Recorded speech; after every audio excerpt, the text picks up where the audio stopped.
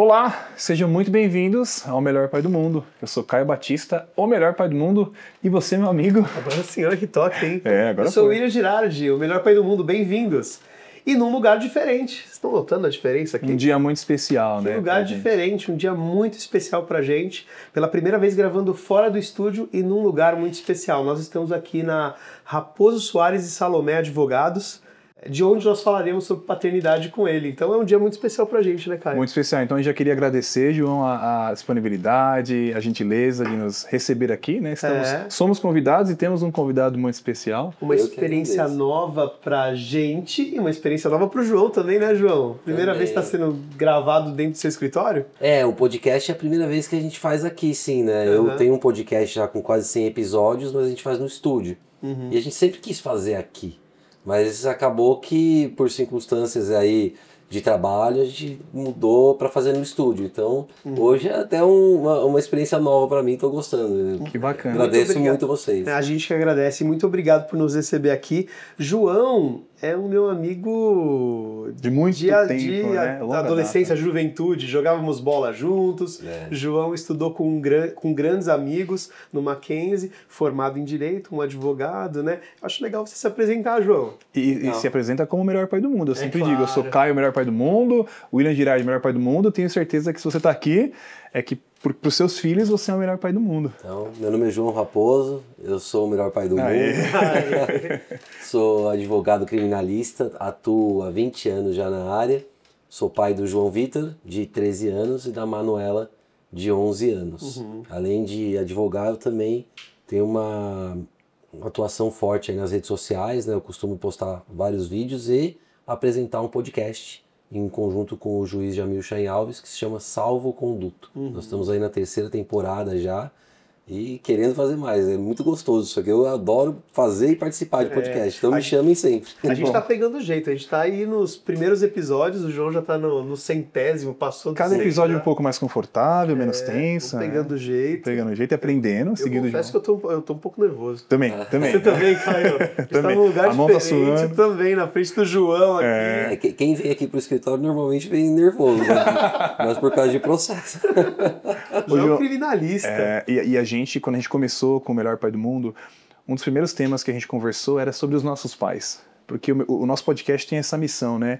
De fazer com que os pais sejam mais ativos na criação dos filhos, enfim, criar relações mais genuínas, mais amorosas entre pais e filhos.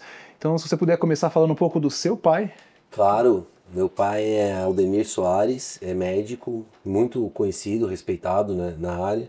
Atualmente ele é coordenador da Secretaria de Saúde de São Paulo.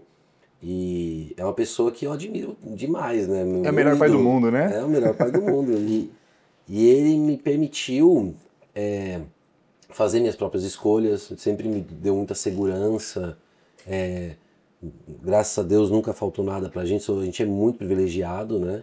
E é uma pessoa que é muito do bem, assim, eu vejo pelos exemplos, né? E acabo seguindo e tentando passar esses mesmos exemplos para os meus filhos. Né? Para o João Vitor e a Manuela. E a Manuela. Que bacana. E como ele é como avô? Ele é bem mais bonzinho do que era quando sempre tem isso. Né? Tudo que o pai fala que não pode, os avós estragam. Como é que o vovô Aldemir é?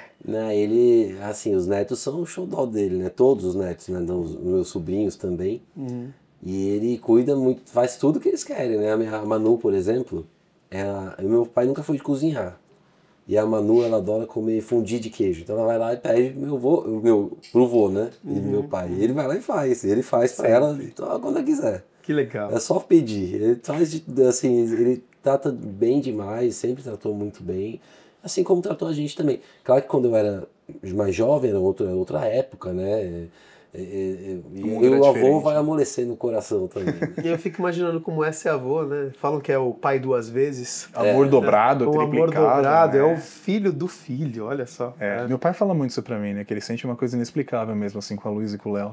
Que é bem diferente. E você falou do seu pai e sobre seus filhos, o João Vitor e a Manuela. Apresenta eles pro pessoal aqui do Melhor Pai do Mundo. O João Vitor, ele tem 13 anos, ele é autista nível 2 de suporte e é palmeirense como eu. E a Manuela tem 11 anos, ela tá no 6º ano, no 6º período, joga vôlei pela escola. Eu vi outro Acompanha dia um também, vídeo, campeonato, meu Deus, né? joga negócio vôlei pela sério. escola, eu vi. Palmeirense muito também. legal. Ela é palmeirense também, fanática. A gente defende, eu defendo isso. É importante que os filhos torçam para os times dos Tem que ter pais. escolha, pô. Tem que ter poder de escolha ali, né? Eu quero muito que o Leonardo e a Luísa sejam Eu São digo Paulinos, pela mas experiência, nossa, pra poder ir junto no experiência de estádio é bacana, estádio, é tão legal. Eu levo de vez em quando, né? Eu costumo frequentar muito o estádio do Palmeiras e de vez em quando eu levo as crianças. É um programa de pai e filho, assim. É uma forma de se eu falei que conectar. o São Paulo no Morumbi tem um setor específico para autistas. Ah, o Palmeiras agora tem Tá também. fazendo também, muito importante, o né? Corinthians tem, muito bacana. No Palmeiras, o problema é que, assim, quando eu vou com as crianças, eles deixam entrar uma acompanhante só. E aí eu tô Tem que ficar minha separado esposa, do as resto da crianças, não dá para separar, né? Então é complicado. Aí tem que usar esse espaço mais se precisar regular, tal, mas assistir o jogo mesmo com a gente lá. Mas o João Vitor, ele adora, então ele gosta muito de viajar, de ir para os jogos. Ele aguenta bem, né? Então se a gente vê que ele não tá gostando, a gente tira, mas ele sempre gostou. O João posta vídeos não só sobre o direito, mas posta vídeos sobre as viagens que faz. Vamos falar sobre isso aí, as viagens que ele faz, inclusive sozinho, mas viagens com os filhos, e são sempre muito legais os vídeos. E o João Vitor, ele tem, assim, um hiperfoco em viagens, viações de ônibus, companhias aéreas. Ele conhece todas as companhias aéreas do mundo, todas as viações de ônibus, assim, muitas. E ele, assim, o sonho dele era viajar de ônibus. E a gente levou ele para fazer uma viagem de ônibus. Foi na Bolívia? Na Bolívia. Na Bolívia, Ele adorou, nossa. Esses vídeos estão no perfil do João, que é nos destaques dos stories. Raposo ADV. Isso, Raposo ADV. Raposo ADV. Lá no Instagram e no isso TikTok. aí. A gente tem um episódio que a gente fala só de experiências marcantes, assim, inesquecíveis que nós vivemos com as crianças. Você está compartilhando dessa viagem de ônibus na Bolívia. Que mais de experiência, assim, inesquecível que você já viveu com eles, que eles comentam muito? Com o João Vitor, tem uma que até emociona, né? Porque a gente foi na Disney e assistiu um dos shows lá, era da Bela e a Fera. E aí a gente estava próximo do palco, ele estava um pouco incomodado ali, estava um pouco alta a música. Eu fui mais longe. E aí a gente foi para um setor, lá em Simão, que ficava só eu e ele ali, mais ninguém. E aí ele ficou mais tranquilo, e aí eu comecei a filmar. E ele ficou regendo a orquestra da Bela e a Fera. Assim, Você tem esse vídeo? Tenho. Pô, esse fica assim, só aí valeu. E esse valeu a viagem, cara. Só isso aí já você se emociona vendo, né? Esse vídeo ficou lindo, assim, uma memória pra sempre, né? Isso com o João. E com a Manu, nossa, tem muitos momentos assim, mas atualmente esses dela jogando vôlei lá pela escola, então, foi campeã agora, e ela fica super animada, né? De ver o pai na arquibancada, né? Eu joguei muito futebol também, eu lembro que quando eu tava jogando e via meu pai lá na arquibancada, dava uma sensação de conforto. Cara, meu pai tá aqui torcendo por mim. Eu não tinha isso. Eu contei sobre isso. Eu ficava morrendo de medo, cara. Não era meu pai, era meu tio Pedro. Meu tio Pedro me assistia. E eu achava que se não fosse bem, como é que ele ia reagir? Eu ficava ali pensando, cara, eu preciso agradar meu tio Pedro. Às vezes jogava até pior. Eu procurei em todos os eventos deles que tem, eu procurei. Tem que participar, né? Assim, eu só não vou se não der mesmo, mas é raro. Normalmente os jogos dela estão em todos, né? Então, ela gosta tanto e se sente feliz fazendo, e aí a gente fica feliz também, né? É verdade. E é tão importante o pai estar presente, né? A gente falava no último episódio sobre a importância do pai presente. Assim, né? Nós que trabalhamos lá no Colégio Carbonel, né, que é uma escola, a gente acompanha muito reunião de pais, eventos. E é ainda um contexto muito enviesado no sentido... É coisa de mãe acompanhar a escola, participar dos eventos, mas é tão importante o pai estar, né? Sim. A criança se sente muito, Sim, com certeza, muito potente, muito feliz. Eles gostam muito da nossa presença, né? Mas eu acho que eu não conseguiria não participar, sabe? Eu não vejo como uma obrigação. Eu quero estar lá, é algo que eu quero fazer. Sim. Não é uma coisa que, nossa, vou ter que ir. Isso é fundamental, esse interesse genuíno é fundamental, né? Então, acho que o mais importante é querer participar e se esforçar para isso, né? Eu vou voltar um pouco, João, à origem do João pai, né? A partir do momento que você se tornou pai, o que sua vida se tornou? Quais foram as transformações pelas quais você passou se tornando pai? Acho que a primeira de todas é assim, você sentir que a partir de agora todas as decisões que você vai tomar na sua vida tem um fator que você tem que levar em consideração, que é o seu filho. E que fator, né? Então isso cai a ficha assim, pra mim caiu quando eu peguei no colo, assim, eu falei, pronto, agora mudou tudo, né? E claro, a rotina com certeza muda, mas muda pro melhor, né? Eu acho assim, eu não consigo ficar longe dos filhos assim, por muito tempo, fico com saudade deles e tudo mais. Então isso mudou também, eu preciso programar a minha vida até de trabalho, de lazer, tudo, de forma a que eu possa passar mais tempo com eles também, né? Então eu não me preocupo tanto assim em ganhar dinheiro, ficar trabalhando até altas horas todos os dias, coisa que eu poderia fazer, porque eu prefiro ter tempo de qualidade com eles em casa. Então se eu saio de casa às 7 horas da manhã e volto 10 da noite, eu vou ver meus filhos talvez no final de semana e olho lá, né? Então eu procuro tentar vê-los o máximo possível à noite. Então eu deixo de aceitar certos compromissos, por exemplo. Uma coisa que eu nem tenho nunca tive pretensão, mas assim, já me chamaram, por exemplo, a dar aula à noite em faculdade. Tem amigos meus que eu admiro muito que fazem isso. Mas assim, o cara trabalha o dia inteiro e dá aula todo dia à noite, chega em casa 11 horas da noite, 11h30, não vê os filhos, cara. Os filhos dormindo. Estão dormindo. Eu, às vezes, quando eu tô fora, assim, eu tenho que chegar um pouco mais tarde, eu fico pensando, pô, será que eles vão estar acordados, será que vão estar dormindo? Eles dormem tarde, né? Então, Fora o tempo de qualidade, que é tão importante, né? Não é só sim, estar lá, mas tem que ter um tempo de qualidade, tem que ter energia para eles, né? sim. E falando sobre isso, como é que você consegue conciliar então, e com essa agenda tão assim, pesada que você tem, como é que você consegue viver ali com toda a energia a paternidade junto aos filhos? O João Vitor, ele vai pra terapia todos os dias, né? E ele vai com a mãe, porque eu tenho que vir pra cá trabalhar. Então eu costumo ter um tempo mais com ele à noite e nos finais de semana. A Manu, ela estuda aqui do lado, o colégio dela é do lado do meu escritório. Você a leva, eu vejo você às vezes gravando vídeos no carro. Ela vem comigo para o escritório. Tá. Não sei se você viu na minha sala ali, mas tem 2 computadores, um virado pro outro, um de costas pro outro, assim. E ela senta ali e fica estudando, Fazendo tarefa, jogando, brincando. Então ela fica comigo quase todos os dias da semana, algumas horas aqui Como no deve escritório. admirar, né? Sim. Legal. Que admiração ela deve ter, poder viver isso e depois contar no futuro. Que memória, hein? Então ela vem e fica aí comigo boa parte e almoça comigo também. Então com ela eu tenho uma proximidade muito maior assim todos os dias, né? E já João Vitor eu também fico muito próximo, porque assim, quando eu tô em casa, ele não desgruda, né? Claro, chegou meu pai. Isso, na pandemia, por exemplo, eu tinha que vir pra cá sozinho pra trabalhar. As ruas pareciam um Walking Dead, assim, não tinha, sabe? Mundo pós-apocalipse. Foi horrível, né? Mas eu tinha que vir, porque a Manu, por exemplo, eu falava, ó, daqui a pouco o papai brinca com você. E ela, ok. Ele não entendia, né? Porque ele é autista. Então eu não conseguia fazer uma reunião online, por exemplo, com o cliente. Acabou que eu tive que fazer isso. Tive que vir pra cá. Mas eu vinha, resolvi o que eu tinha que fazer e já ia pra casa. E a pandemia, assim, foi um momento terrível, né, pra todo mundo. Mas acabou que na nossa família, pelo menos, aproximou ainda mais. 24 horas o tempo todo mundo junto, né? E também, por um tempo, a gente acabou indo ficar algumas semanas na praia também.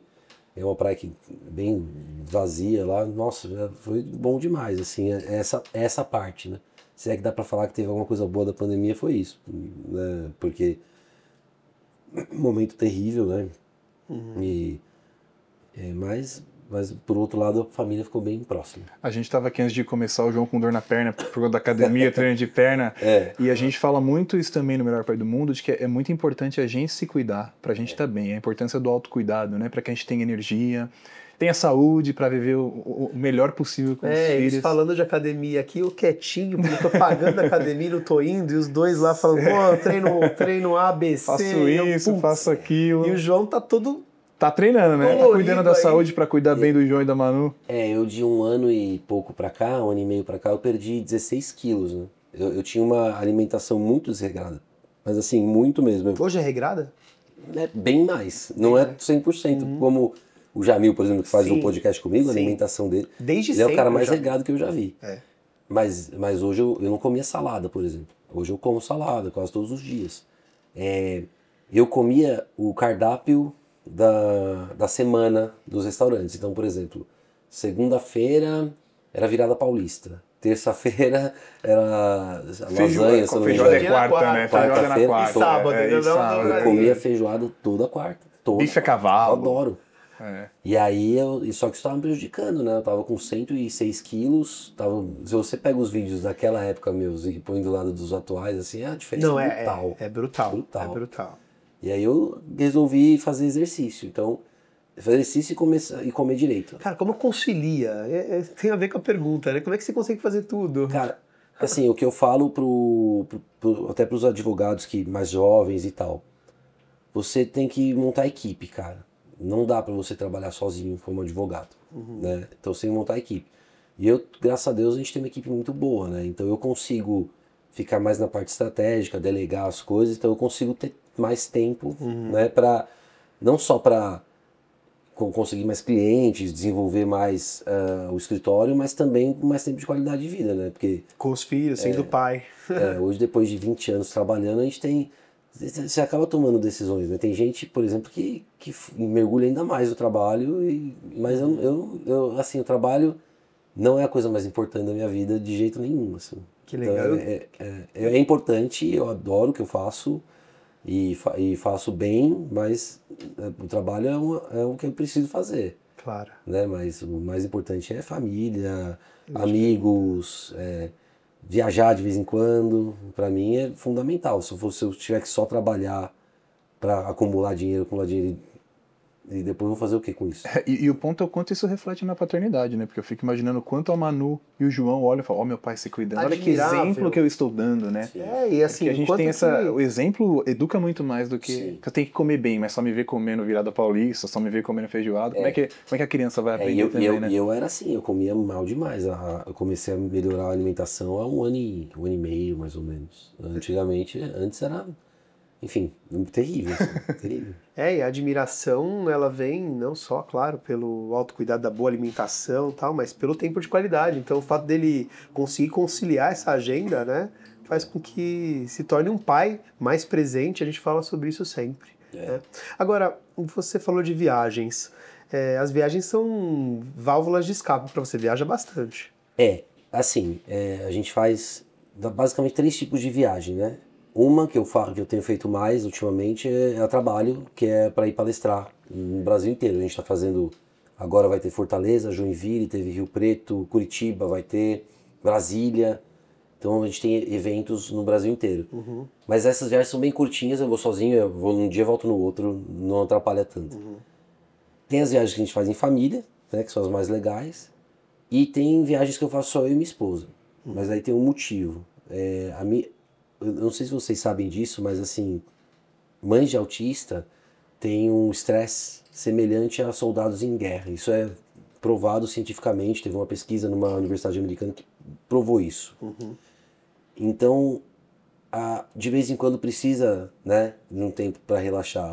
Então, toda mãe de autista precisa. Infelizmente, a maioria não consegue.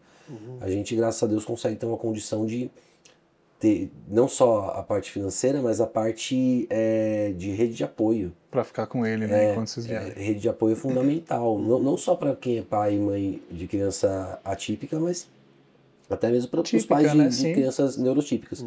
Então, no caso, a gente tem meus pais que ajudam, os pais da Karina ajudam. Eu sempre contrato uma babá também para ficar com o João Vitor, né? Porque o João Vitor, apesar de ter 13 anos, a gente ainda tem que levar no banheiro, tem que limpar, tem que escovar o dente dele, dar banho nele. Ele não faz essas coisas sozinho ainda. E aí pra minha mãe ficaria puxado, né? Com 70 e tantos anos fazer isso. Então a gente sempre põe uma babá. E aí a gente viaja um pouco.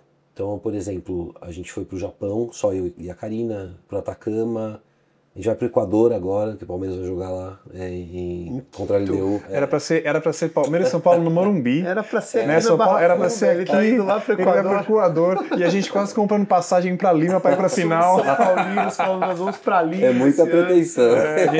Todo ano a gente faz isso aí, William. Onde que vai ser a final da Libertadores? Vamos comprar a passagem, né? E a gente fica esperando São Paulo. Mas não tá aí, né? Você sabe que eu fiz isso na primeira vez que a Libertadores foi final único, né? Seria no Chile. Né? Santiago. Aí eu comprei eu saí uma passagem pra Santiago assim por R$400. Pra aproveitar, né? E na época da Libertadores final, também, eu comprei. Aí, só que o Palmeiras não chegou na final, foi o ano que o Flamengo ganhou. Vai passear, né? E mais ainda, a final nem foi lá, porque tava tendo aquelas manifestações no Chile. Sim. Em Santiago principalmente. Sim, então levaram pra Lima, né? Foi. Aí, o que eu fiz? Eu mudei a viagem pro Atacama. Eu peguei uma outra passagem de Santiago pro Atacama. E aí, cara, nossa, foi a melhor coisa. Sensacional. Mas foi por causa da final da Libertadores também. Eu não. Na verdade, na época eu comprei pra final da Sul-Americana. O São Paulo tava na semifinal. Eu falei, imagina, vai. E a Ponte Preta passou. Foi, Sul-Americana, né? Eu tava nesse jogo na semifinal do Morumbi, São tomei Paulo chuva, Ponte 3 Preta. Imagina, São Paulo e Ponte Preta, estamos na final, vamos já com o Lanús. E aí acabou que perdi. E eu fui pra Argentina. E aí o pessoal tirando um sarro, né? Tiraram muito sarro meu também nessa época. E viagens com filhos, né? São importantes, mas essa viagem que você citou ao Japão com a Karina, uma viagem incrível. Sim. E eu acho que isso é importante porque também demonstra para os filhos o quanto você cuida da mãe. E precisa, né? A mãe cuidar do pai, o pai cuidar da mãe é importante, porque não adianta, se você não estiver bem para cuidar dos filhos, você não vai cuidar direito também, né? Então a gente gosta de fazer de vez em quando essas viagens assim, às vezes um pouco mais curtas, um pouco mais longas, mas sempre a gente fala com eles todos os dias no Skype, ó. Já foi, né? Isso aí já foi. No vídeo, no WhatsApp. Enfim, todos os dias a gente conversa com eles. Sim. E eles querem falar com a gente também, então é bom. Mas assim, isso é coisa 2 vezes por ano, uma semaninha aqui, outra ali. E as viagens com eles também são sempre muito divertidas. São. Muitas experiências. A gente, por exemplo, a gente foi para La Paz, né, com eles, e a altitude lá, 3.800 metros, acho que é 3.800 metros, se eu não me engano. La Paz e 4.000 El Alto. E até dica sua que eu fui pra La Paz, você me falou de lá um dia. Sim. E aí, cara, o João Vitor foi o que se adaptou melhor, assim. A gente fala, pô, como é que ele vai reagir, né, à altitude. E foi o que se adaptou melhor, por incrível que pareça. Olha assim. aí, que legal. Não reclamou de nada, adorou a viagem. E, enfim, a gente gostou muito também, mas ele amou, assim. Acho que se perguntar pra ele, talvez ele diga que é um dos destinos favoritos dele. Olha que legal, então a dica deu certo. Então que legal. Funcionou. Pode continuar. E o João Vitor, como ele tem, além de ter hiperfoco em viagens, ele também fala muito de parques aquáticos, parques de diversão. E ele não falava, né? O João Vitor, a gente não sabia se ele ia falar ou não, porque até os 6 anos ele não falava. Me lembro dessa época. E ele ficava, bom, talvez ele nunca fale, né? Porque uma criança normalmente começa a falar com 3 anos, 2 anos e pouco. Passou dos 3 sem falar, já tem que procurar um médico. Especialista. Né? Cada criança tem seu tempo. Sim, mas vá ao médico, né? Porque quanto antes começar o tratamento, as terapias, melhor. E tudo bem, a gente não sabia se ele ia falar ou não. E uma das primeiras palavras que ele falou foi Albufeira. Albufeira. Que é a cidade onde fica um parque aquático que chama Zoomarine. Eu lembro. Bom, aí ele falava Albufeira Zoomarine. Albufeira. E aí eu eu nem sabia o que era isso. E a Albufeira fica em Algarve, eu nunca tinha ouvido falar em Algarve. Aí descobri lá que era um destino que os europeus vão no verão, né? Eu falei, beleza. Mas de onde veio? Onde ele... YouTube. YouTube. Ele viu no YouTube que só falava disso. Tá. E aí um dia eu vi uma passagem mais baratinha assim pra Portugal, eu falei, vou levar o menino Zoomarine. Sensacional. Aí, putz, essa foi demais. Essa ele amou, assim. Ele lá muito feliz, assim, tava muito feliz lá. E você vê o significado da viagem para ele. A gente tá falando sobre isso agora, se é legal, se não é, se é um resort, se não é. No caminho estávamos falando sobre isso, A gente tá falando sobre isso. Como que a gente escolhe uma viagem, né, depois que a gente é pai, né? A gente pensa sempre primeiro neles, né? Será que vai ter coisas lá para eles se divertirem, para eles aproveitarem? E outra, e aí a gente discutia sobre isso também. Será que precisa? E no caso dele, talvez nem precisasse. Era o buffet ali, era... Ele poderia querer ir na Disney, querer ir no... Olha o custo ia ser e o Zoo Marino é um parque pequenininho, não é? Sabe, eu não sei, calhou de aparecer para ele ali, o algoritmo mostrou para ele e ele gostou, né? Assim como ele é muito engraçado, cara. Por exemplo, a gente chega vai embarcar, aí ele olha para a aeromoça, para a pessoa lá que tá fazendo o embarque e fala assim: uma executiva, por favor. Ele fala assim, ele fala que delícia. Aí eu falo assim, filho, aqui é a Copa Airlines, aqui não é em português, aí. Una executiva. Ele é muito engraçado. Que legal. Aí a moça da TAP, uma vez, ela até falou, se eu tivesse, eu dava pra ele, viu? Porque executivo é caro demais. Carismático, né? Ele é. Só que ele quer uma só, pra ele, o resto que se dane. Uma, por favor. Você sabe que o melhor pai do mundo nasce porque eu e o William temos algo em comum, que é o fato de sermos divorciados, né? Então a gente conversava muito sobre isso e a gente percebeu que a gente não tinha muito a quem recorrer. Não existem referências que falam sobre paternidade, especialmente nesse sentido de pais divorciados, né? E a gente sempre sente essa necessidade, no melhor pai do mundo, de ter pessoas como você que trazem também outras relações, né? Você fala muito do João, que é autista. Imagino que você passou por vários desafios com o João especificamente. E você tem se tornado aí uma voz importante nessa batalha pelos direitos das crianças autistas, né? Quais foram os maiores desafios que você assim, já enfrentou? E também os sucessos, né? O que já conquistou? O maior desafio, com certeza, foi a questão das terapias. Por quê? As terapias são muito caras, né? Quando eu descobri a terapia ABA, que é a que ele faz, eu falei, ok, vai fazer. Quanto custa? R$25 mil por mês. Nossa. R$25 mil por mês. Por que custa caro? Porque são especialistas e são terapias diárias e constantes. São horas, chega a ser de 20 a 40 horas por semana uma criança precisa. Quase um expediente de trabalho, né? Sim. Não é? Imagina. E aí, quando eu vi o preço, eu quase caí para trás. E eu sou advogado criminalista, né? Eu não processava plano de saúde. Aí eu não conhecia alguém ali que pudesse fazer, com que eu confiasse, assim, que pudesse fazer bem o processo. Eu comecei a estudar o tema. E aí eu fiz o processo dele e ganhei. Aí uma mãe de autista, que é amiga de uma amiga, falou, pô, você não faz o meu? Eu falei, faço. Aí fiz o dela. Aí ela indicou para outro, que aí jogaram em grupo de mães, as clínicas também, começaram a procurar. E hoje a gente atende mais de 200 crianças aqui, atualmente, assim, em processos contra plano de saúde para crianças autistas. E foi um desafio muito grande, porque é desesperador você olhar e falar assim, meu, eu não vou conseguir dar esse tratamento para ele. Que é fundamental, né? E aí, graças a Deus, a minha mãe costuma dizer assim que a criança vem com o pão embaixo do braço, né?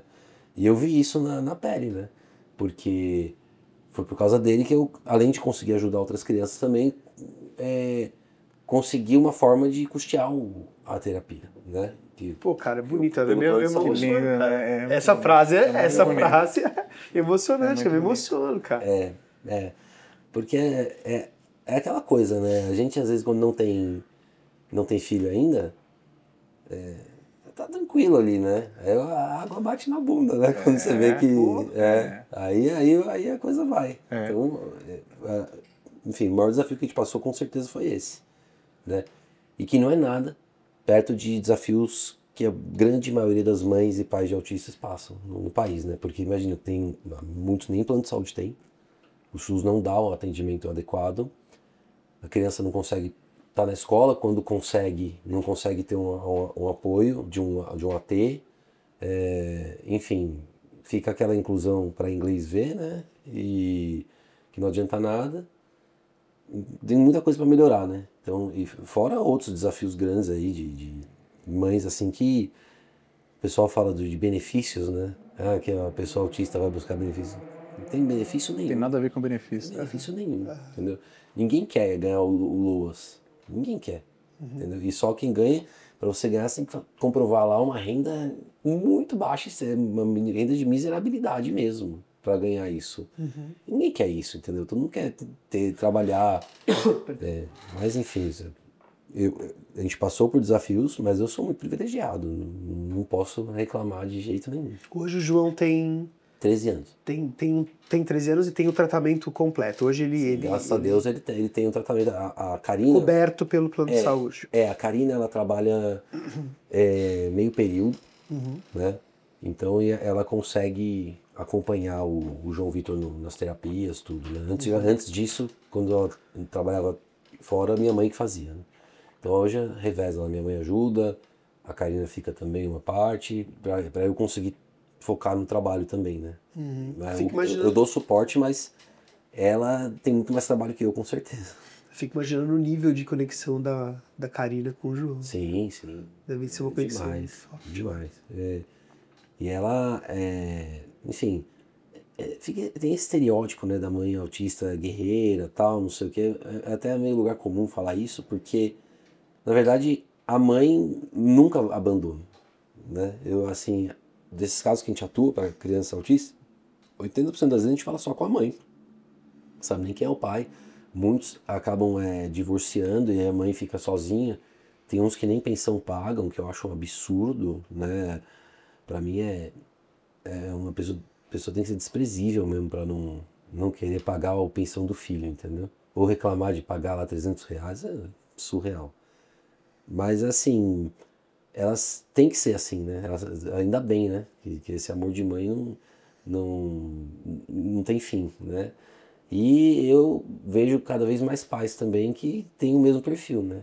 Que estão lá para o que deve Eu não me vejo longe dos meus filhos, não me vejo sem apoiá-los, né? De forma alguma. A gente costuma dizer no Melhor Pai do Mundo que a ausência paterna é um dos maiores problemas sociais do Brasil, não tenho porque dúvida. ela traz consequências severas em várias outras áreas, né? Para mim Imagina no caso de crianças autistas, né? Para mim, o principal problema do país hoje é isso, a ausência paterna. O pai que não é presente de maneira alguma, assim. É abandono paterno. Eu lembro até que, eu não sei se foi, acho que foi na Copa do Mundo de 2018, do time do Brasil, acho que 80% dos jogadores foram criados só pela mãe e não pelo pai, e sem pai. Acho que são 6 milhões de pessoas no Brasil que não tem o nome do pai, nem na certidão de nascimento, nem no documento. É uma coisa, assim... se isso melhorar, melhora em todas as outras áreas. Né? Se isso melhorar, com certeza tudo melhora. Mas é difícil, né? Conscientizar o pessoal. Essa é a missão do Melhor Pai do Mundo. É para isso que a gente existe, né? Para isso que o Melhor Pai do Mundo existe. O que eu vejo muitos pais também botando a culpa na mãe. Não, é por causa da mãe, que a mãe não deixa eu ver a criança, a mãe não sei o quê. Cara, claro que tem um outro caso assim. Mas pô, a gente sabe que a maioria dos casos é porque o pai não quer, sumiu mesmo, né? E João, a gente vê uma realidade em que o pai, por vezes, abandona o filho por ser autista. Isso acontece? Muito. Né? E aí Muito. deixa a mãe solo com o autista porque o filho é autista. Muito. Isso acontece mesmo? Não, acontece todo dia. Muito. Muito. Isso aí a pessoa tem que ser muito desprezível para fazer isso, né? Porque uma coisa assim é divorciar, mas está presente. Outra é o cara simplesmente abandonar e deixar a mãe à própria sorte, né? Teve um caso assim que eu até chorei quando eu vi. Uma mãe de autista faleceu, estava ela e a criança em casa. Os vizinhos foram perceber 12 dias depois só, por causa do cheiro. E o menino estava quase em estado de... Ele estava comendo o que tinha na mesa ali e tal, mas estava quase morto já, de fome. E aí salvaram a criança, mas a mãe, não sei o que aconteceu, mas faleceu e assim, pô, cadê o pai dessa criança? Cadê o avô? Cadê a rede de apoio? Não tem. Tem, porque talvez justamente por ele ser autista. Então a falta de rede de apoio a falta do pai, primeiro, o maior problema, e a falta de rede de apoio também. Né? Porque não é só... Eu costumo ver gente falando assim, não, eu tenho um primo autista, então eu sei como é que é. Eu tenho um sobrinho autista, eu sei como é que é. Não sabe. Não sabe. Se você não convive, você não sabe. Eu costumo dizer que todos os juízes do Brasil deveriam passar um estágio obrigatório na casa de uma mãe de autista, pelo menos um dia. Um dia já bastava. Para ver, é muito diferente. É muito diferente do dia a dia de uma família neurotípica. O dia a dia de uma família típica é bem diferente. Não é à toa, né, que as mães têm esse nível de estresse tão alto. Eu vejo em sala de aula, eu tenho alguns alunos neuroatípicos, né? Sim. E realmente é um desafio, a gente tem que estar bem preparado para isso também, né? Então, eu, acho por que esse é um outro ponto, né? por O quanto a exemplo, gente não precisa de participo da informação sala também. de aula. Então, não adianta eu falar que eu sei como é que é na sala de aula, eu não sei. Né? Vocês com certeza sabem que atuam na Eu educação. acho que como professor o que eu posso compartilhar de experiência é que a gente sabe que dentro do espectro cada um é um. Sim. Então é tudo muito individualizado, né? Não tem como eu dizer o que funciona para esse estudante que é neuroatípico, que é TEA, vai funcionar. Então a gente tem que entender muito individualmente cada um. Porque a gente também quer oferecer o melhor, quer contribuir para a educação desse estudante que é autista. E o que eu tenho certeza, assim, o que eu posso dizer sem sombra de dúvida, embora eu não seja da área de educação, é que é melhor para as crianças neurotípicas terem uma criança atípica na sala, uma criança autista, por exemplo, do que não terem. E eu digo isso porque elas vão aprender uma coisa que é muito importante, que é a empatia, né? Eu tenho um exemplo para dar também sobre isso, mas vai lá. As pessoas, assim, hoje em dia, você vê cada coisa na internet, né, que as pessoas parecem que perderam a empatia, né? Mas, na verdade, isso você tem que ensinar desde criança. E eu acho que a empatia está diretamente ligada ao nível de inteligência da pessoa. Eu acho que pessoas burras mesmo, desculpa o termo, né? Pessoas, vou nem usar esse termo, vou rasgar isso. Pessoas ignorantes normalmente têm um nível mais baixo de empatia. Né? Eu acho que então, se você ensina a criança a ter empatia desde cedo, a probabilidade dela ser bem sucedida no futuro é muito maior. Muito maior mesmo, não tenho dúvida disso. Eu percebo isso em sala, né? Então as crianças têm um carinho, um cuidado com as crianças neuroatípicas. Faz isso dessa maneira porque assim é melhor. Fala mais baixo porque o barulho incomoda. Que é o que você está falando da empatia, né? De se colocar no lugar dessa criança. Agora, Conviver Caio, com a diferença, né? isso tem a ver com a escola também? O quanto a total. escola é aberta a esse tipo de situação e também o quanto ela estimula Tem escola, por exemplo, que nega a matrícula porque a criança é neuroatípica. Isso não pode. Isso aconteceu com a gente Isso não inúmeras pode. vezes. Você já comentou isso com a gente, né? Inúmeras vezes. Essa fala precisa acontecer aqui. Para você, que é pai de autista, como é essa realidade, João? Cara, é muito triste, é revoltante, dá raiva quando isso acontece. Né? Você chega na escola e aí tem vaga, aí a sua criança aí quando eles veem que o seu filho é autista, eles falam assim, não, olha, não tem mais essa vaga aí por um engano, não teve. Isso aconteceu com a gente inúmeras vezes, cara. E é difícil pra caramba você conseguir uma escola para uma criança autista. Você viu o goleiro Cássio? Aconteceu? Eu ia citar esse caso recente. O caso do goleiro Cássio é um em centenas de milhares. Ou seja, não importa se tem dinheiro ou não. Ele foi um caso que deixou claro, né? Que não importa o quanto é dinheiro ou não, né? Não importa. Enfim, uma das vezes que aconteceu isso, eu processei a escola. Na verdade, não foi bem a recusa. A gente ainda não tinha um diagnóstico, tudo, e aí, só que aí ele ficou um mês na escola, e aí vieram falar que eu teria que contratar um profissional para ficar com ele. E eu teria que registrar e contratar para ficar com ele. E pagar. Isso foi em 2014. 2015 entrou na Lei Brasileira de Inclusão, virou crime você fazer isso, você negar a matrícula ou cobrar mais uma criança autista. Agora é. Na época dele ainda não era. Mas aí o que eu fiz? Eu tirei ele da escola e processei a escola por danos morais. E você não acredita, eu tive que desistir do processo. Porque caiu com uma juíza que, assim, um negócio inacreditável. Né? O pedido era de danos morais para ele. Por quê? Porque ele foi excluído da escola. E a juíza queria fazer uma perícia. Nem a escola pediu a perícia, a juíza que mandou fazer a perícia para ver como que abalou ele a saída da escola. Ele tinha 2 anos. Para ver se ele entendeu o que aconteceu ou não. Só que isso é um absurdo, em tantos aspectos. Eu vou dar um exemplo. Não importa se ele entendeu ou não. Por quê? Vamos supor que você está em coma, tá? E alguém negativa seu nome no Serasa sem você saber. Aí depois vai lá e alguém entra com a ação pra você, sai, você nem percebeu. E daí que você não percebeu? Né? Violaram um direito seu de personalidade, um direito seu à imagem. No caso dele, obviamente, né? Ele ter percebido ou não, não importa, ele foi excluído da escola por uma prática ilegal. A gente chama de dano moral em ré ipsa, dano, você não precisa comprovar o abalo moral. Claro. Mas a juíza insistiu na perícia, eu recorri, o tribunal entendeu que é a juíza que determina o que vai ser feito de prova no processo ou não. Meu filho não vai passar por uma perícia dessa. Aí eu liguei para a escola e falei, vou desistir do processo, assina aí que concordam com a desistência, eles concordaram, acabou. Aí tirei o processo e... Teria que passar por uma perícia. Né? O médico olhar para ele, balança. sei lá, perguntar se você sofreu, ser excluído da escola, uma criança de 2 anos que nem falava. Entendeu? Sabe? Sim. É um negócio... E assim, pô, ele tinha um laudo, né, de autismo. Então assim... não é que ele já tinha um laudo do síndrome que ele tem, que é síndrome de Sener, e das dificuldades que ele tinha já, né? Não estava cravado autista, era uma hipótese diagnóstica ainda. Mas ainda assim, cara, assim, olha, fala pra você. Assim como pais divorciados, que também sofrem com algumas questões envolvendo preconceitos, né?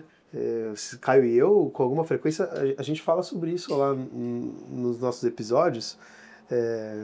Pais que cuidam das crianças e quando a galera vê e fala, olha... Foi sua mãe que fez seu cabelo? Cuidou? Não, fui eu que arrumei seu cabelo. Mas pai não pode cuidar, pai não pode... Peraí, a gente andando sozinho com as crianças e as pessoas olhando passei pra por situações, por exemplo, precisava levar... Separado deve ser, né? Tem muito disso, né? Mas eu imagino que os desafios de um pai autista sejam ainda maiores, não tenho dúvida. É o que você falou, não dá para saber. O que eu quero perguntar para você é, quais foram os grandes, além desses que você já citou, mas quais grandes desafios você já enfrentou e quais preconceitos você já enfrentou por ser um pai de autista? Cara, acho que o que eu mais me lembro, além dessa da escola, né, que foi um absurdo, teve uma vez que a gente estava num restaurante e a fila para pagar a comanda no final estava bem grande. E aí eu estava com meu filho, obviamente eu usei a fila preferencial. E eu estava com ele no colo, né? E paguei, aí eu lembrei que eu esqueci um casaco na mesa. Eu voltei com ele no colo. Assim, um cara que estava na fila me abordou e falou assim, empresta seu filho aí para mim, para eu cortar a fila também. Que é isso? Nossa, na hora eu subi o sangue, assim, eu não fiz nada porque eu falei, não vou, né, brigar aqui, mas eu poderia ter feito, né, eu poderia ter chamado até a polícia, uma injúria capacitista claríssima ali, né, mas enfim, acabei indo embora, não me arrependo de não ter feito nada, mas teve, por exemplo, a gente foi pro Beto Carreiro World com as crianças, e lá eles respeitam muito, é bem legal, tem até hoje em dia eles têm um negócio chamado Passaporte Kelly, que a pessoa vai de graça, né? O autista pode ir de graça uma vez por ano, alguma coisa assim. Na época não tinha, mas enfim, eles respeitam super bem. Só que um problema é que você entra na frente de todo mundo. E aí as pessoas olham feio, né, cara? E eu vi uma família, pai, mãe e 2 crianças. Mas reclamando, um falando pro outro alto, pra gente ouvir. Pra que você ouvisse. Sabe? Vocês ouvissem. E assim, eu ouvi quieto tudo, mas aí depois, isso faz um tempão, depois veio a lei que instituiu o cordão de girassol. Isso é muito legal, porque aí o autismo ele é uma deficiência que invisível, né? Não dá pra você, é diferente de uma pessoa, por exemplo, que está na cadeira de rodas e tal. Claro. Só que aí você põe um cordão, aí as pessoas automaticamente já veem e, enfim, melhora muito isso, né? Então hoje ele anda com cordão para cima e para baixo, toda vez que a gente vai a algum lugar desses, por exemplo, fica mais leve a situação, né? Mas eu, graças a Deus, assim como eu falei, sou privilegiado mesmo, porque isso é pequeno perto do que as famílias que precisam mesmo mais do Estado mesmo passam. Você falou que você é advogado criminalista, né? Sim. Mas queria explorar um pouquinho o seu know-how de advogado. Porque uma das sensações que nós temos como pais divorciados, é até uma insegurança de muitos pais divorciados, é que há uma tendência de proteção à mãe, de mais privilégios à mãe, por exemplo, no divórcio, em relação à guarda e outras coisas também. Isso é verdade? Isso é uma consequência do histórico cultural e social de que o pai sempre foi muito ausente, sempre abandonou, então vamos privilegiar. A lei tem esse peso, sabe, de dar mais importância à mãe? Divorciou, a mãe ganha tudo. Tem a gente escuta muito isso. A gente escuta muito a lei não diz isso, né? A lei não faz essa distinção. Eventualmente, um outro processo, pode ser que um outro juiz pense assim, mas assim, a lei não faz nada disso. Então, o juiz tem que ir no melhor interesse da criança. E aí cabe ao advogado de cada parte demonstrar qual que é o melhor interesse da criança. Você tá, em alguns casos vai ser com o pai, outros vai ser com a mãe. Eu já vi casos da mãe tá tentando de toda forma obter a guarda da criança, ou obter a criança ficar com ela, e a guarda tá com o pai, por N motivos. Então não é bem assim. Mas é claro que, historicamente, quem abandona mais é resultado dessa pais. História, né? Mas a lei não determina não que tem que ser a mãe tem preferência, nada disso. Não há lei que diga isso. Uhum. Um outro assunto importantíssimo diz respeito à licença paternidade, né? Como ela é hoje, o que você acha? Você acha que ela deveria ser maior para que os pais pudessem estar junto às crianças nesses primeiros momentos de vida? Eu entendo que é muito pouco tempo, tá? Não dá pra nada, né? 5 dias. O que a gente faz? Então, deveria aumentar. Deveria aumentar. Agora, inclusive, vai passar uma lei que quando a mãe fica com complicações no parto mais tempo no hospital, esse tempo é acrescido no final até dos 4 meses ali, né? E o pai precisaria ter, eu acredito, pelo menos 1 mês, né? Seria 30 dias. O justo, na minha visão. Porque o período eu lembro puerpério, né? Que são 40, quantos dias? De 40 a 60 dias. O puerpério ele não tem muito, sabe, uma definição. É tantos dias que dura o puerpério, mas acho que 30 dias. Esse primeiro mês é muito complicado, né? Esse primeiro mês é muito difícil. Porque ela fica. O resultado prático é que a mãe fica sozinha com a criança em casa, no maioria das vezes. Na segunda semana já. A gente, graças a Deus, teve rede de apoio e tudo, né? Mas assim, eu também pude ficar mais porque eu sou dono do escritório, sou empreendedor, eu faço a minha folga, né? Claro. Mas eu acho que deveria mudar. Com certeza é uma mudança que seria boa para todo mundo. É porque há essa cobrança, né, para os pais. Participem mais, tem que ser mais ativo. Seja pai de verdade. Por outro lado, às vezes falta até amparo legal, né? Porque o pai fica com a preocupação, eu vou faltar no trabalho, sabe? Tem que dar conta, não dá. Então, assim, é uma mudança que seria melhor para a sociedade como um todo, não só. Às vezes, se o pai fica mais tempo com a criança, vai ter mais apego também, vai ser mais difícil depois de abandonar. E é como a gente falou, o abandono paterno é uma causa de vários outros problemas, né?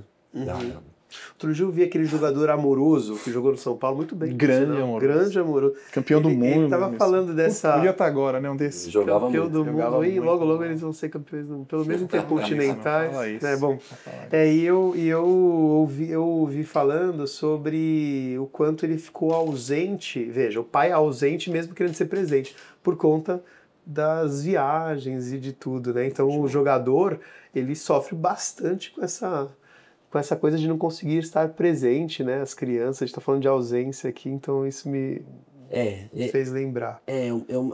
Você tem que pensar também nisso, né? Na sua profissão, em como que isso vai impactar na criação dos seus filhos, né? Você mesmo já me deu um exemplo seu, né? Que você era DJ e conseguia conciliar. E que era difícil, porque o DJ tem que trabalhar à noite, e durante o dia como é que faz, né? Pra ficar com a criança. É isso, é um grande desafio.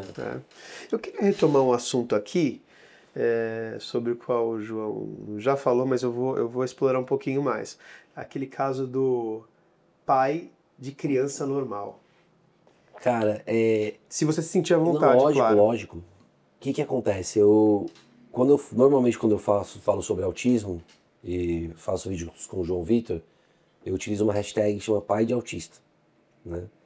Eu vinha fazendo isso normalmente. Um belo dia, alguém veio fazer um comentário de hate num dos meus vídeos e o nome do perfil era assim, pai de criança normal. Aí eu cliquei Só que o cara, na hora que ele montou, era um TikTok, na hora que ele montou o perfil, ele colocava o nome dele. Ele acho que ele cadastrou e esqueceu de mudar. Eu printei. E eu conhecia, era um cara que era meu amigo. Impressionante, né? E por questão política, tudo eu acabei me afastando, né? E aí, cara, ele mudou o nome rapidinho, só que eu já tinha printado.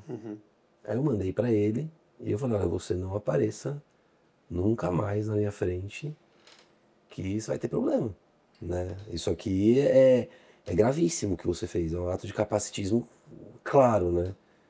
Ele falou assim, você tem um rei na barriga, você acha que foi por causa de você que eu fiz isso? Mas ele tinha acabado de criar o perfil pra ir lá comentar, porque ele tava bloqueado nas minhas redes. E aí, era um perfil novo e ele tava o nome dele, ele mudou rapidinho. Então, assim, tá bom. Se não, mesmo que não seja por causa dos meus vídeos, mesmo que não seja por mim, ainda assim é um absurdo. Claro. Falei pra ele. Então, ainda que não seja, é um absurdo, cara. Ele não se desculpou. O cara não se desculpou. Você não entrou com uma ação contra ele? Você não fez nada nesse sentido? Cara, eu não sei. Ele tava passando por umas dificuldades, eu fiquei com dó. Assim, Deu o coração do João, né? Eu não vou... Deu o coração do João. Ele é pai também, né? Enfim, deixa ele poupar o dinheiro dele lá e a força de trabalho dele pra cuidar do filho dele. Agora, mas é o que eu falei pra ele, não cruze meu caminho mais. Porque isso pra mim é inadmissível. Cara. Mexer com meu filho, ainda mais sendo uma ofensa capacitista, pra mim é completamente inadmissível. Inadmissível. Ele não cruzou mais seu caminho, né?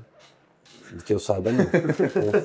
A gente está preparando uma pauta para alguns dos próximos episódios. Não acredito que você vai falar, vamos ver. Que a gente vai falar um pouquinho sobre a diferença meninos se é que há entre criar meninos e meninas. Eu pensei nisso agora, porque eu ia fazer essa pergunta, cara. Eu sou o único aqui que tem um menino. Vocês dois são pais de um casal, cada um de um casal, né? Manu e João, Luiz e Léo, e eu sou a Emanuel. Eu queria fazer essa pergunta pra vocês. Bom, mas segue aí, Caio. Mas é isso, você vê alguma diferença? Acho que há alguma diferença. Entre menino e menina, como é que é a sua relação com a Manu? Cara, eu não sei, sabia? Porque o João Vitor, ele é autista. Então, por exemplo, ele não joga bola comigo, eu brinco com ele de várias outras formas. Mas se eu falar pra ele assim, filho, vamos jogar bola? Não. Vamos, não sei o que, então... Talvez porque não goste. Ele não gosta. Ele gosta de gibi, de celular, das coisas que ele tem um hiperfoco. Então, assim, eu não sei se eu sou a pessoa mais adequada pra falar, olha, criar um menino é assim, criar uma menina é assado. O que eu posso dizer é que, com a Manu, eu tenho... Às vezes ela quer fazer coisas de menina, legal, normal, né? Mas ela gosta também de futebol, ela vai comigo no estádio. Então acho que não tem muito isso, né? E de diferença, com menina tem que ser de um jeito, com menino de outro. Essa é a discussão. E com o João Vitor é completamente diferente, assim. Então, difícil dizer. Mas eu não vejo.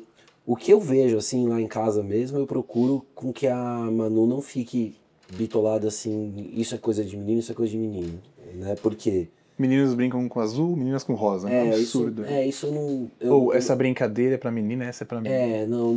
Eu não fico muito nisso, né? Pra mim, tanto faz se ela quiser brincar com o que ela quiser.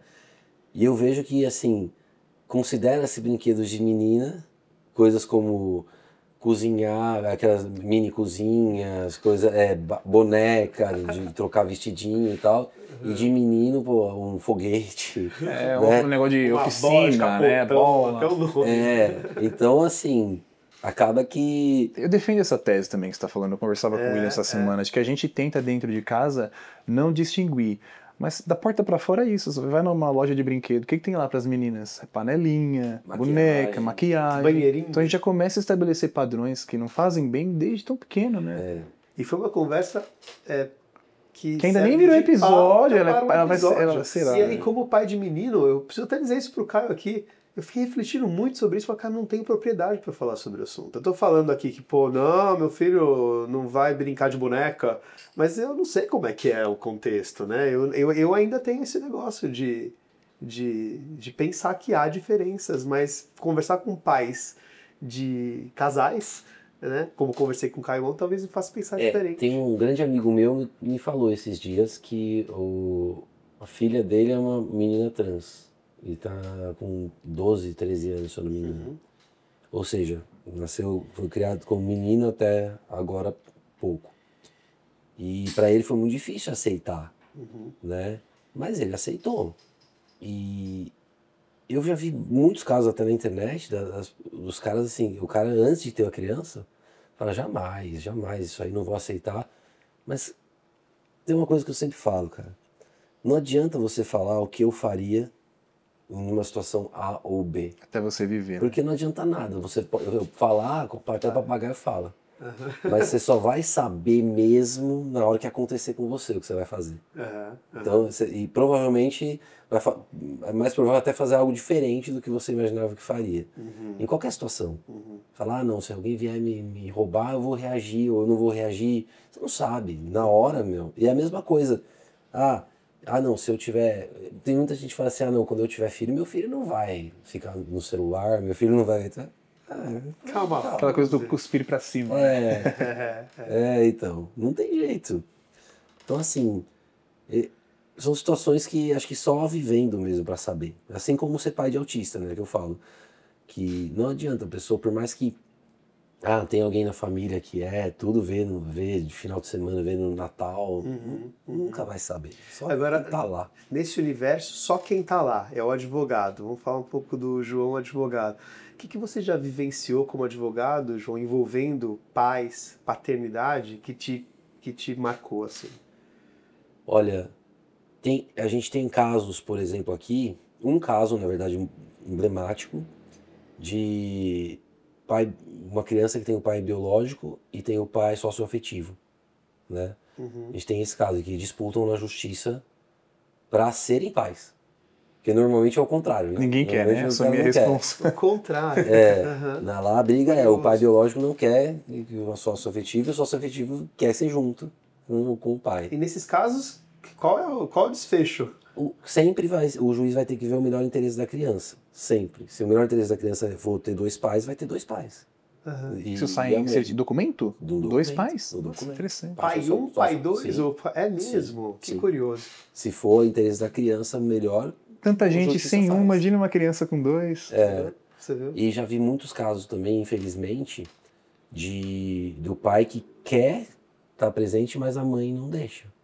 Né? O divorciado usa a criança como forma de punir o pai por ter separado, tudo isso aí. Não é a maioria, né, dos casos, a maioria é ao contrário, a mãe pedindo pelo amor de Deus pro pai pagar a pensão e estar presente na vida do filho, isso é a maioria. Porque na internet as pessoas gostam muito de usar a exceção como regra e como notícia, né? Então você fala assim, eu vi um caso de pai socioafetivo, né? Não, agora você namora com uma menina, ela vai pedir pensão. Não é assim, gente. Pelo amor de Deus, né? Mas as pessoas pegam essas exceções e tratam como regra, e não dá.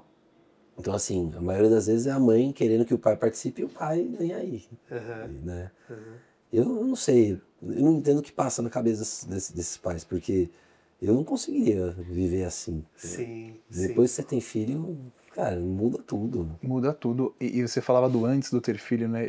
Com certeza nós somos pessoas completamente diferentes depois da paternidade. O que mais mudou no João ser humano depois de se tornar pai? Com certeza a questão da empatia, porque eu, antes de ser pai, e principalmente de ser pai de autista, eu usava expressões que hoje eu não uso mais, por exemplo. Por exemplo, eu falo para todo mundo, não use a expressão retardado, por exemplo. Eu usei muito, mas não é legal, né? E aí a pessoa fala, não, mas eu não sabia. Eu também não sabia, eu não parava pra pensar nisso. Mas agora que sabe, por exemplo, se continuar usando, é porque quer. E aí eu vejo nesse ponto, cara, que você fala uma coisa dessa, aí a pessoa vê, não, isso é mimimi. O mimimi é sempre só quando é com os outros, né? Porque quando é com outra pessoa não é. Mas assim, esse tipo de pessoa que eu acho que é preconceituosa é o cara que você ensina e ainda assim o cara fala, não, isso é mimimi. Porque errar todo mundo erra. Eu mesmo falo, já usei essa expressão muitas vezes. E pra mim era comum. usar essa expressão. Assim como, sei lá, o pessoal mais antigo usava expressões racistas também no dia a dia, né? Mas depois que a pessoa aprendeu, pra mim não é que não tem mais desculpa. Ela aprendeu, aí ela fica, não, isso aí é mimimi, eu vou usar e dane-se. Tá bom, Então, esse você é o é preconceituoso. Você né? é preconceituoso. Não é só porque você usou essa palavra que você é preconceituoso, mas por você insistir em usar. Sim, Né? sim. É Aí você isso, assume, né? Então se tornar essa pessoa mais empática foi o que mais... Sim, com certeza eu consegui me colocar no lugar de outros pais de autista, outras mães, por exemplo, coisa que eu nunca tinha parado para pensar. E é difícil você conscientizar as pessoas a fazerem isso, né? Se colocar no lugar do outro. E aí eu acho que eu comecei a me colocar no lugar do outro também em todo que é tipo de situação, né? Eu já tinha, na advocacia eu já tinha um pouco disso, né? Não tem como você ser advogado criminalista sem ser uma pessoa empática, né? Mas eu acho que com os filhos aumentou isso, aumentou essa questão de me colocar no lugar do outro. E se tivesse aqui a Manuela e o João, a gente perguntasse assim, Manu, como é que é o papai João? O que você acha que ela falaria? Como que ela responderia? Assim, tenta se ver pelos olhos dos seus filhos agora, eles definindo o papai João. Cara, o João Vitor, ele fala assim, papai Francisco, meu nome é João Francisco Raposo Soares, né? Ele fala papai Francisco. E ele... Não sei, eu acho que ele me veria como uma pessoa bem carinhosa, porque eu abraço bastante ele, né? Uma coisa que desde o começo, a gente, né, como por ele ser autista, a gente falou, vamos abraçar bastante para ele acostumar com contato humano e tudo mais. E a Manu, eu espero, né, que ela me veja como uma pessoa protetora, assim, né? Com uma pessoa que pode protegê-la do que ela precisar, né? Então, por exemplo, uma coisa que eu faço questão, né? Ela vem pra cá comigo pro escritório e aí eu levo na escola a pé. Eu carrego a mochila dela até a porta da escola, né? Eu faço questão, né? Que ela se sinta... O homem gentil, né? A figura do homem gentil. Eu faço questão de fazer isso. Ela consegue carregar, né? Mas eu faço questão de carregar. Eu falo, filha, quer que eu carregue? Ela me dá. Então, coisas pequenas assim que eu acho que para ela se sentir protegida. E eu gostaria também, espero, né, que ela, pelo menos por enquanto é assim, ela tá com 11 anos, que ela sinta vontade sempre para poder falar comigo o que ela quiser, né? Não querer esconder as coisas, assim, de mim, porque, enfim, ela tem que ter um porto seguro em casa, né? Dois, né? Eu e minha esposa. Você ia fazer uma pergunta? Cara, me fugiu. Fugiu. Deixa uma mensagem pra Manu. Imagina que ela tá assistindo ao vivo agora pra Manu e pro João. Manu, João Vitor, papai ama demais vocês, né? Vocês sabem disso porque eu falo todos os dias e eu falo mesmo, mas eu quero que vocês também entendam que eu tô aqui para o que vocês precisarem, para sempre, para sempre. Enquanto eu estiver vivo, podem contar comigo para o que precisarem, né? Que bonito, né? A gente depois tem que gravar uma mensagem pra Luiz, pro Léo, pra Emanuel. Né? Gravamos já. Gravamos, temos gravado. É isso aí. É isso, né, senhoras e senhores? João, agradecemos a sua disponibilidade, agradecemos o convite, né, a possibilidade de estarmos aqui hoje, ambos convidados, né, tanto nós quanto o João. Espero que você tenha curtido o papo, espero que a paternidade se fortaleça cada dia mais aí na sua vida com o João e com a Manu. Obrigado. Eu que agradeço. Incrível, viu? mais uma vez. Um dos nossos objetivos é tentar tirar dessas pessoas que têm agendas e realidades que na internet são bem diferentes, um pouco do que é ser pai, né? Já tínhamos conversado, alguém já tinha conversado com você desse jeito sobre paternidade? Não.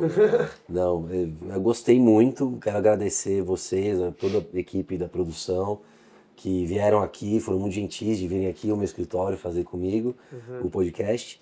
E quem quiser falar mais comigo, tô lá no Instagram, o meu direct lá tá sempre aberto para quem quiser mandar mensagem. Fala um pouquinho do Salvo Conduto também, então é um podcast que tá no universo jurídico, mas que trata de diversos outros assuntos, né? A gente tentou fazer assim, bem eclético, numa linguagem para o público em geral, não é um podcast de direito. Só para especialista, para especialistas, não, é para o público em geral mesmo, então a gente fala uma linguagem. A gente aboliu a linguagem jurídica do podcast. Tem vídeos engraçadíssimos, né? Você quer arrumar confusão comigo hoje? Eu adoro aqueles. Tem sempre alguma coisa curiosa sobre a área de direito também, então... A gente tem assim, ó, o formato do podcast é mais ou menos assim, ó. tem as notícias da semana, então a gente vai comentar 2, 3 notícias da semana. Por exemplo, agora a gente fez na faculdade Unilago, em São José do Rio Preto, uma das notícias foi o negócio do metanol na bebida. Então a gente falou sobre isso. Aí Sempre depois, sob uma ótica jurídica, né? sim, sempre sobre o viés jurídico. Então, a outra, aí depois tem as notícias, aí depois das notícias tem o tema da semana. E aí no tema da semana pode ser com convidado ou sem. Normalmente é com convidado. A gente vai tratar um tema específico. Por exemplo, legítima defesa, estado de necessidade, execução penal, uma série de temas, mas sempre de forma a que o público assista e interaja. E depois disso a gente tem o quadro que chama Caso Bizarro, que a gente vai pegar um caso bizarro ou que eu atuei, por exemplo, ou algum caso bizarro que saiu na mídia, e antigos também, históricos, a gente comenta. E depois tem o quadro que está fazendo mais sucesso de todos, que é o spoiler emocional. O que é o spoiler emocional? A gente vai indicar um livro, um filme ou uma série. E aí, na hora que a gente vai indicar, a gente não pode dar spoiler, né, do final. Mas só spoiler emocional, que se é bom ou ruim. Legal. E de onde que surgiu esse nome? Tinha um amigo nosso, você deve conhecer, você conhece. Spoiler emocional. Eles têm uma criatividade incrível, né? Mas você conhece um amigo nosso, o André Quaresma. Quaresma, claro. Ele jogava bola demais, o Quaresma. Qualidade ali, né? Qualidade. Eu Tapa de qualidade, Quaresma. Manda pro São Paulo, tá precisando. Jogava demais. Quando eu conheci na faculdade, ele era meio gordinho, Não, assim. ele era gordinho e jogava, era um gordinho que batia uma bola, cara. E no primeiro ano, assim, ele sentou do meu lado, começou a falar que fez teste no Santos. Eu falei, mas esse gordinho é loroteiro, não é possível. Mas ele tá gordinho ainda, não? Como é que ele Não tá? sei, faz tempo que eu não vejo. que eu não vejo Quaresma. Mas ele, cara... Aí quando eu fui jogar com ele, eu falei, meu Deus, o cara jogava demais. muita bola, Classe, cara. né? Era tipo o Walter. O e jogava bola. o apelido dele em Santos é Q10. Q10, né? Quaresma 10. E aí, ele, quando a gente assistia Game of Thrones, por exemplo, ele não podia assistir naquele momento, ele falava, não quero saber nem se é bom ou ruim. Se você me falar que é bom ou ruim o episódio, é spoiler. Ele fala...